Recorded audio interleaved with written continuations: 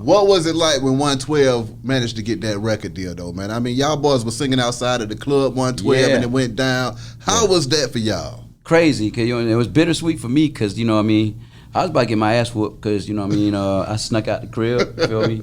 And anybody shouts out to all the preacher, preacher kids out there, So you already know what time this is. So exactly. My mom's an evangelist. Even though she did see us, all of the parents raised each other. We raised each other, so all the parents, especially like Mike, grandma, Mike, mama, But Mike started the group, so it was more lenient with him. So I thought I was cool, Mike could pick me up. Yeah. No, man, this time, So I snuck out. It was at night, We were still in high school, So we couldn't get in that. We couldn't get in that club. Yeah. But we caught Puff. Puff actually had heard a demo of us. We had done with Dallas Austin. Okay. And, we was up there at the studio just chilling, and just working with him, Tim and Bob, and he heard the joint. He said he wanted to hear us sing live.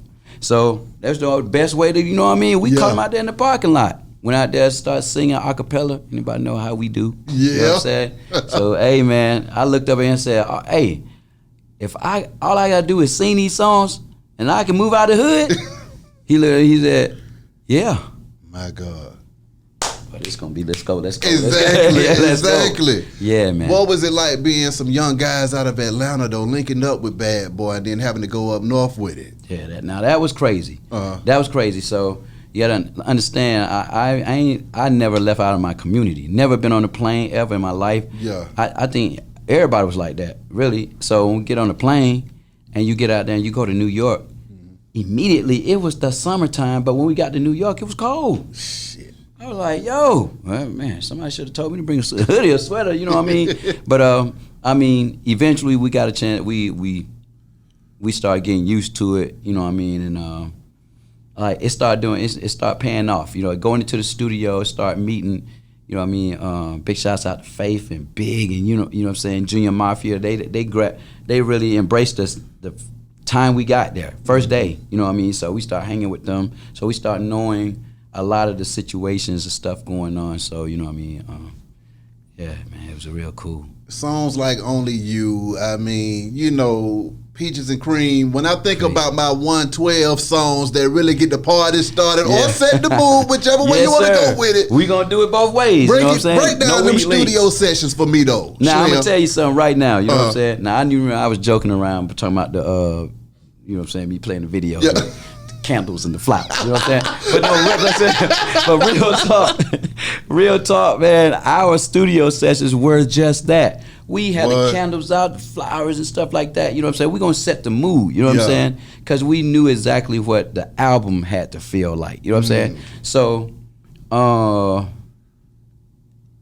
course, like with R&B, like with the ballads, it was easier because that's what we were used to singing. Yeah. So, like, when we came up, the people we looked up was like Silk. Yeah. You know what I'm saying? So you got Silk singing Lose Control. Yeah. And, we're thinking, that's our mind frame, like, okay, so when it comes to these ballads, let's kill. Yeah. But, you know what I'm saying, big shouts out to Bad Boy, especially Puffing them, for having a vision of, you know what I'm saying, teaching us, like, yo, these are going to be the beats. This is the Bad Boy sound right here. That's right. Now, you all got to figure out how y'all going to make it make sense. Mm-hmm. And I was blessed to where I caught on first. So that's why y'all heard me singing a whole bunch of stuff. Because I cut, you know what I'm saying? So I caught on, you know what I'm saying? It was easy to write over. So just being vulnerable, singing real soft, but keeping it real type records on, you know what I'm saying, hard beats. That's right. You know what I'm saying? So that's why Only You, yes, the beat is hard. So guys, we can bump it, but it feel good what we're saying to the ladies. You know what I'm saying? We're saying Only You. You know what I'm saying? Come on now. But, and people used to say, man, they do it for the ladies, you know what I'm saying? And yes, we do. But we also do it for the players. That's Us right. players that don't want to talk. We don't do it like a lot of talking. So you stick to the record. There we go. Slim, for you, though, coming out of Atlanta and then joining Bad Boy, of course the label was already popping before y'all got there. So did you feel any pressure? Yep. When we joined it, you know what I'm saying? Talk to me now. It wasn't like he had just started. Uh-huh. You know what I'm saying? So we were like in school. We were like in school. Like, you know what I'm saying? So it was like, as when we got signed, now all of a sudden, here come Big and Craig Mack jump off the porch. And then, you know what I'm saying? Boom, here goes Bad Boy Records now.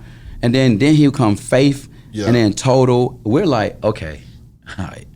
Well, first off, you know what I'm saying? Like, us being very competitive ourselves, and you from Atlanta, we were already kind of ready. You know what I'm saying? Like, we were built like, okay, well, we're going to do our thing. You know what I'm saying? So when it was our time up next. We were like, yo, and you know, ain't no slowing down here, you know what I'm saying? We represent the ATL, you know what I'm saying? Yeah. And you know, we're just blessed because it's like we have the best of both worlds. We're from the ATL, and we dominate our era, and you know what I'm saying? We came into New York, and people understand. When I walk around New York, they be like, yo, it's a God, R&B God, you know what I'm saying? So it's good to have both sides of the situation. Did you think that y'all first album was gonna take off the way it did? No. So then tell me about making that album and then seeing it drop and not knowing if it was gonna be all the way up through there or not. Now I'll tell you something, man. Hey, man, like I always taught that you don't put all your eggs in one basket, right? That's right. So in the back of my mind, now even though like even with my mom and them, like it was crazy because she was like, she never took it serious. Like she was like, nah, but they all used to hang together. Oh, they sing together, but they play ball together. You know what I'm saying? Gary, if you catch Mike and Slim together, they probably out there shooting dice out there in the back. You know what I'm saying? You don't know what's going on. It's always together though. So she was basically saying, hey, I don't know if I think this is having fun. I think this is a phase. Yeah. So in the back of my mind, I was always like, if this don't work, okay, I'm gonna take this money. I can flip. I can take that. You know what I'm saying? I can open up I can open a store. It's nothing wrong with doing something like that. And and you just keep it moving, right? Exactly. But we were blessed. The first Off the Porch, Only You, it becomes a classic record and 2 million records on a single. And then, you know what I'm saying? And then you drop Come See Me. He actually really dropped it in New York, but that goes platinum. And then here comes Cupid, the third single, and it goes triple platinum and makes the album go double platinum. Now you're starting to say, man, we might be all right. You know what I'm saying? Like, or this is going in the right direction, which puts pressure upon the second joint, you know what I'm saying, Sophomore Jinx. So then talk to me about that first album still, though, because now you got 3 platinum singles going crazy at the same time. And, I mean, Cupid goes down in history as one of the greatest love songs of all damn time as well. Yeah. So after experiencing that success, what was that like when you went up there to New York, you came, you saw, and you conquered in that thing? Yeah, now you're saying, it was just like, I remember talking to Puff, and Puff was like, what y'all gonna do now? Like, okay, y'all know. So we're on tour.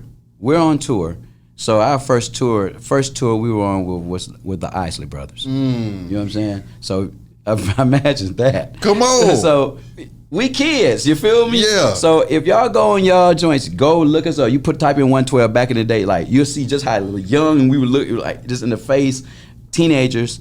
And here we are on tour with the Isley Brothers.